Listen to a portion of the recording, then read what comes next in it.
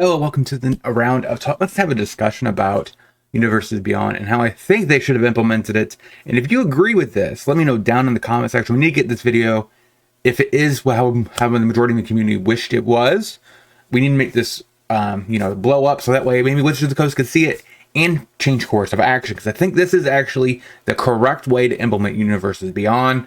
And I was thinking about it all night how they could have done it. Because overall, it's not something that I would be actively supporting. But this way, I think I would stick around. I think it would be actually good for everyone involved in the Magic community. So, the way that I think Universes Beyond should be done right. Let's get into it. And like I said, make sure you let me know down in the comments section what you guys think. This, if you guys all agree, this should go viral so that way Wizards of the Coast can see it. And they can take an account and maybe hopefully change course of direction. Let's get into it.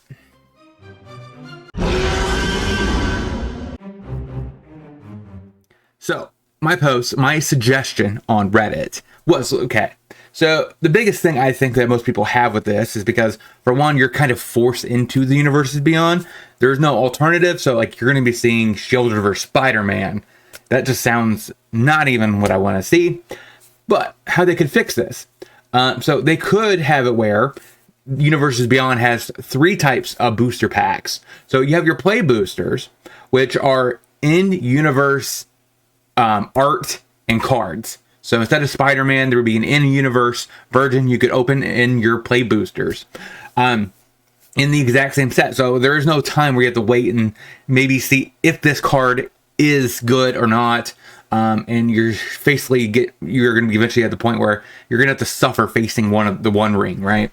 If there was an in-universe version right out of the gate, so there was Lord of the Rings, Universe Beyond boosters, collector boosters, and there was a play boosters, which was the One Ring in universe, then that would be a very good implementation of this way of going about it. You could argue that it would be making it where the Universe Beyond boosters are competing with the play boosters. But at the same time, you could make the Universe Beyond boosters have special artwork, special stuff. So it could be just slightly above the rate at Universes Beyond, right? Play boosters, right? Play boosters are entry-level packs. In the Universes Beyond boosters would have sweet artwork.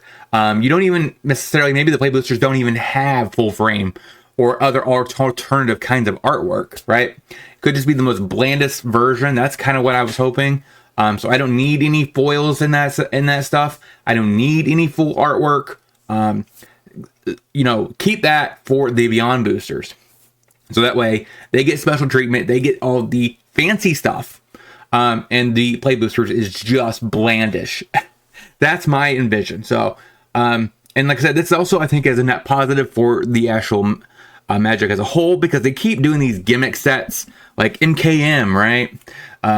That's Clue. Oh no. Why? Why did you make that? You said you could have made in Universes Beyond, actual Clue, right? So you had Mr. Green, Professor Plum, all them characters in it, injected into standard, and you still had your, in-universe versions, which would have been, I think, actually pretty reasonable.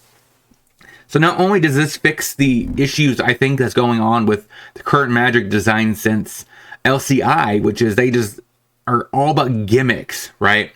And which I think is just horrible for the game of Magic.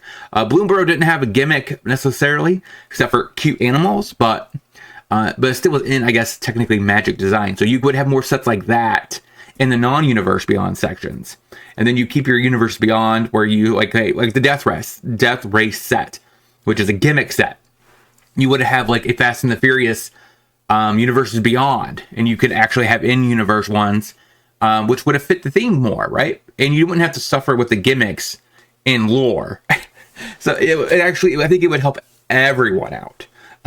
So overall, I think that would be a huge net positive. And the other benefit of this approach is, like I said, also even something like Outlaws of Thunder's Junction, right? It was a gimmick set. They didn't actually try to implement a proper Midwest theme thing going on there. They just took the gimmicks like High Noon and all these tropes, and then they tried to shove it in a set. And they didn't even really incorporate anything other than this is basic Magic art with cowboy hats. So that stuff could be reserved and pushed into a Universes Beyond set where we actually do a coverage of an actual thing. So you wouldn't need a Strixhaven necessarily, right? You would just do Harry Potter as a Universes Beyond, and then have an end universe, which is Strixhaven. So I think that would be the better way of going about it.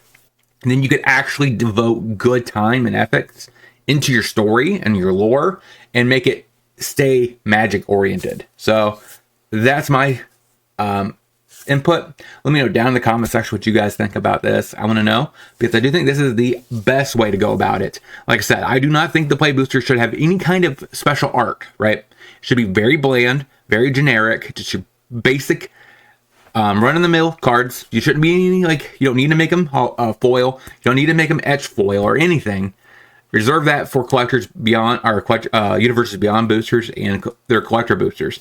That way, they're a special treatment. There's a reason why you would want to buy into the more expensive versions. But until next time, hopefully you guys have a great rest of your day. Shout out to all my supporters. And if you want to see any other content from me, check out either one of these two videos and playlist. And I'll talk to you soon.